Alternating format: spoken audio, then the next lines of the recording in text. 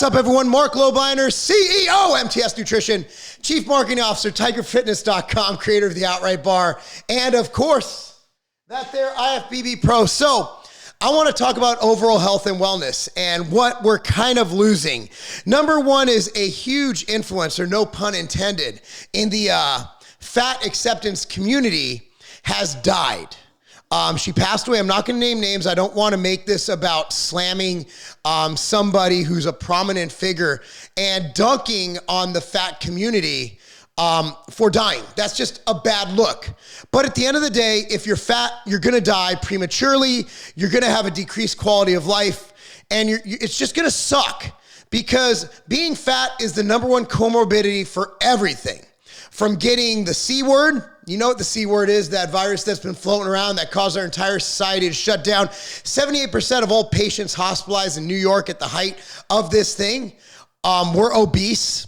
It will lead to heart disease. It actually increases your risk of getting cancer, succumbing to cancer. It increases your risk. It is the cause, basically, of type 2 diabetes. Type 1 is a genetic thing, okay? At the end of the day, being obese is really, really, really, really, really, really, really, really bad. So at the end of the day, we need to be healthy. So here's the thing. A lot of bodybuilders are large. So your heart doesn't know the difference between being obese and being muscular. It's all extra weight. Yeah, you do have better oxygenation of the muscles, better oxygenation of the organs if you exercise. And if someone is a bodybuilder, if someone is bigger due to whether it's training really hard and dieting or training really hard dieting and being on exogenous hormones, you're still going to have better oxygen flow as obese people. Now, are there any direct studies on this? Sorry, I haven't been able to find any studies directly comparing the morbidity of obese people versus steroid-taking bodybuilders with lower body fat. I will tell you this. I think one of the reasons, and this was not mine, I forgot who actually guessed this.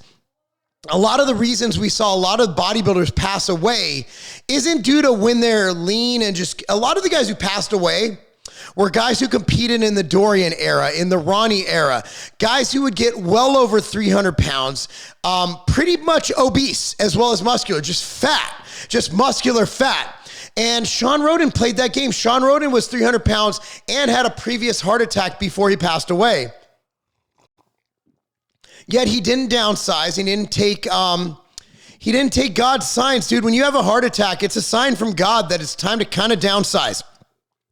I'm not huge by any means. I weigh 219.7 this morning.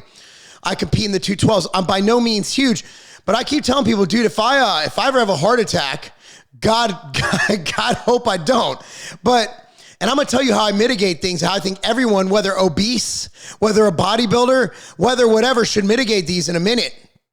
I really want you guys to pay attention to the fact that you need to take these signs. If you have pain in your chest, if you have basically a warning shot, you need to adhere to these. But before I get any further in this, I wanted to let you guys know that I launched a new site.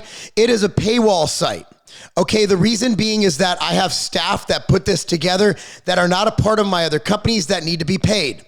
Okay, so it's lowdown.com. That's Lobliner, lowdown, LOWDOWN.com. It'll be interactive. I'll be there all the time.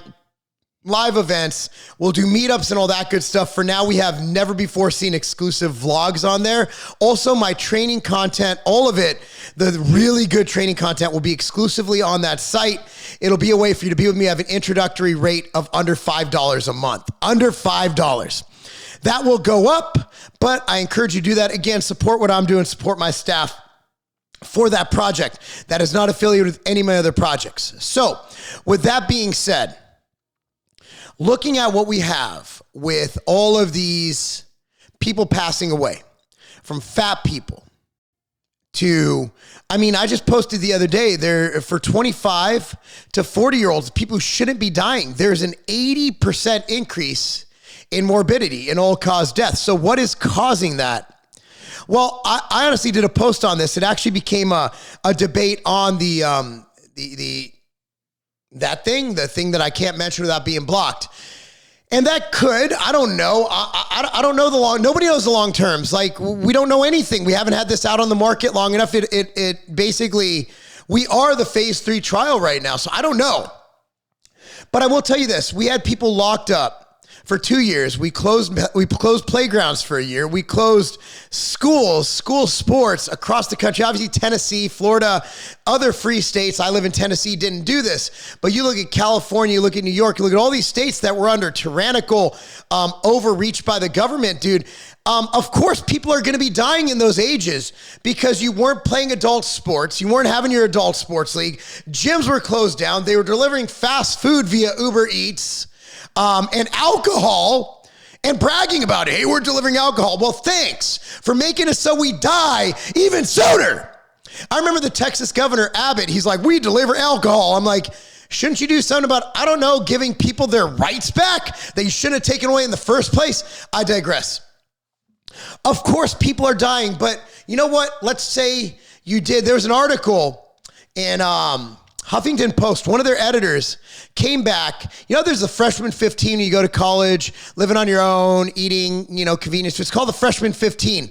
And this woman called it the COVID 70. I mean, she came in I said it already. She came into the lockdowns looking decently normal, not fat at all, coming out looking like Pizza the Hut. Like, she gained a lot of goddamn weight. She gained a lot of weight. So what happened? Well, she was sitting in her house all day, and people don't realize how much energy you expend just going to the office, right? Like, if you work for a big company, you're probably parking pretty far from the entrance. So you walk steps to get there. You get up from your cubicle. There's normally not a bathroom right by your cubicle. I remember I worked at Weeder Publications. Like, you had to walk to get to the bathroom, right? And then you walk to get food. You walk to the kitchen here and there. If you're in your house, and let's say you're working from your studio apartment that's 700 square feet in New York, man, you're not walking. You're going to end up getting fat as fuck. And if your gym is closed and you don't have the motivation to do band workouts at home or burpees in your kitchen, yeah, you're not going to get in shape. So people are dying. People are fat as fuck. And let's also go into bodybuilders. Bodybuilders, those who are playing the size game, or those, man, I can't do cardio because I'm bulking and I can't afford the caloric burn. Look, man, I'm not dissing on you. I'm not hating on you. But we all need to live. Look, dude, I know it's a YOLO life. Look, man, every bodybuilder I interviewed on Lobliner, Lowdown, it's youtube.com/Lobliner. If you're not subscribed, youtube.com/Lobliner. That's my podcast channel. From Phil Heath to Brandon Curry to Guy Sister Nino, everybody I interviewed said, I don't believe I asked Jose Raymond the question. I asked him if they would take 10 years off their life to get there where they're at now. Everybody said yes. Everybody said yes. In fact, I would probably trade place with Ronnie Coleman and be injured as fuck at 50 years old to be the greatest of all time. Maybe, but no one's giving me that option because at the end of the day, I'm a pretty mediocre 212 white guy on the bodybuilding stage. I get it. So what can we do? At the end of the day, I understand YOLO, but you know what? Just because you're not afraid of dying doesn't mean you need to invite dying. Right? We don't need to invite death. We don't need to be like, YOLO, I don't care. I'm going to get huge. I'm going to win the Olympia. Or, hey, I like being fat acceptance. I like having junk in the trunk. I like having to lift up my fupa to clean my vagina. Some people like that stuff, okay? But at the end of the day, man, why would we invite death if we don't have to? So the number one thing I'm going to tell people, whether you're a bodybuilder or you're a person who works in an office, is don't be fat. There's no need for men to be over 15 to 20% body fat. No reason for women to be over 25 to 30% body fat. How do you do that? Well, you eat healthy. You eat clean. You eat within your caloric range. It's pretty easy not to get fat. Don't eat shit. Don't eat crappy food. Don't eat as much processed food. Eat till you're fulfilled, not till you're stuffed. That's number one. Number one is don't eat too much. And again, I don't want this to be an 80-minute video going into, diet, but let me give you a quick summation. Set your protein at 1 gram per pound of body weight daily. 200 pounds, that's 200 grams of protein. Set your fat at 0.5 grams per pound. That's 100 grams for a 200-pound person. Fill in the rest of your macronutrients, your calories with carbohydrate, which is 4 calories per gram. So figure out your overall caloric needs, and there's a good chart I'll link down below at Tiger Fitness where you kind of figure out your calories needed for the day. It kind of gives you a chart, and it'll give you your calories, and just stay with that. And if you gain weight, lower your calories. If you lose too much weight, raise your calories. If you want to stay the same, adjust it as needed. Now, that also plays a role with exercise. We found in research is that exercise is less important to lose weight, but critical in keeping the weight off. So you need to get an exercise habit to lose the weight. It'll also help you burn more calories because once you have the weight off, it's really hard to get fat if you do strenuous exercise. Now, you can out-eat any training program, but people who generally stay lean stay really active. So we want to be healthy in doing that. Now we're going to get into health. I recommend everybody does cardio every single day. How much depends on your goals. Obviously, you're a boxer. You're going to do different cardio than someone who works in an office or a pro bodybuilder. I said it at this. If your goal is to be healthy, I recommend in addition to 4 to 5 days of weight training a week, 4 to 5 days of strenuous resistance training, could be with bands, could be calisthenics. I don't care if you do burpees and push-ups, do something for about 30 to 60 minutes. I want you to do 30 minutes of low intensity cardio a day. What does that mean? When it's nice out, spring, summer, fall, go outside, go for a walk. Walk your dog, walk your ferret, walk your cat. I don't give a fuck what you walk. Just get outside, get some sunlight, which in and of itself is healthy. Vitamin D, not even gonna go into that, okay? That'll be another 20-minute video. Okay, vitamin D can be a 2-hour video. Go outside, walk. If you can't go outside, go to the gym, go on a treadmill, jump rope, do something indoors, do high intensity interval training. You only need to do like 7 to 8 minutes.